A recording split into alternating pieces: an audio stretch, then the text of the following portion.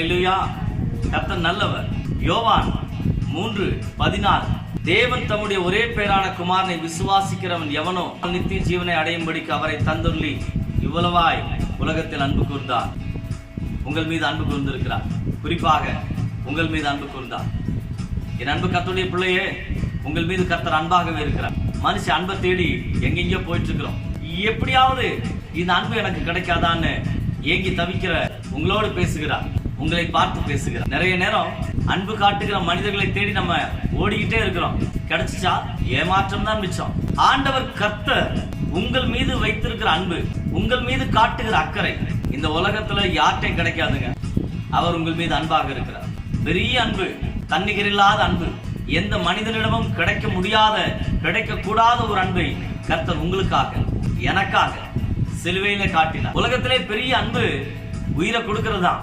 நாம் அவருக்கு பகையாக இருந்த காலத்துல, அவரை நேசிக்காம இருந்த காலத்திலேயே நமக்காக அன்பை கொடுத்த இந்த சிலுவையின் அன்பை விட எதங்க பெருசா சொல்ல முடியும்? என் அன்பு ஊழியரே, கர்த்தர் உங்கள் மீது அன்பா இருக்கிறார் என்பதை ஒரு நாளும் மறந்துடாதீங்க. சூழ்நிலை மாறலாங்க, மனுஷங்க மாறுவாங்க, ஆனால் அன்பு ஒரு நாளும் மாறாது.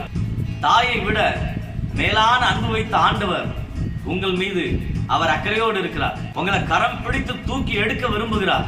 உங்க வருத்தம், கவலை, பாரம் எல்லாத்தையும் கர்த்தர் மேல இறக்கி வச்சிருங்க. உங்க வாழ்க்கையில அற்புதத்தை செய்வதற்கு ஆண்டவர் காத்திருக்கிறார். கர்த்தர் மேல் உன் பாரத்தை வைத்து விடு, அவர் உன்னை ஆதரிப்பார். ஏன்னா அவர் உங்கள் மீது அன்பாக இருக்கிறார். அன்பு சகலத்தையும் தாங்கும், சகலத்தையும் நம்பும்.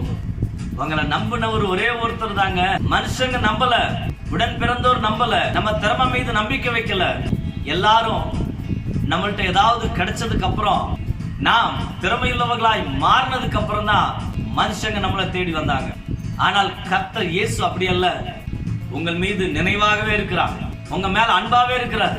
ஆனா அன்பை விட்டுட்டு நம்ம எங்கெங்கயோ தேடி ஓடிக்கிட்டு இருக்கிறோம், யாரையோ நோக்கி பார்த்துட்டு இருக்கிறோம். உங்கள் வாழ்க்கையில தேவன் ஒரு பெரிய அற்புதத்தை நிகழ்த்த விரும்புகிறார். உங்க மேல அவர் அளவுக்கு அதிகமான அன்பை காட்டுகிறார்.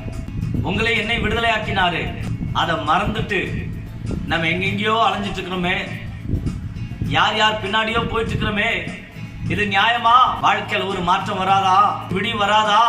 ஏக்கத்தோடு கதறுகிற என் அன்பு சகோதரனே, என் அன்பு சகோதரியே, உன் வாழ்க்கை கர்த்தர் மாற்ற விரும்புகிறார்.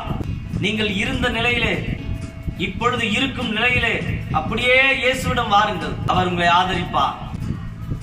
உங்கள் கால்கள் தள்ளாடுவதற்கு அவர் விடமாட்டார். அவர் உங்கள் மீது காட்டுகிற அன்பு, அக்கறை அளவுக்கு அதிகமானது சகோதரனே. அப்படியே இயேசுவிடம் வாருங்கள், அவர் உங்களை ஆதரிப்பார்.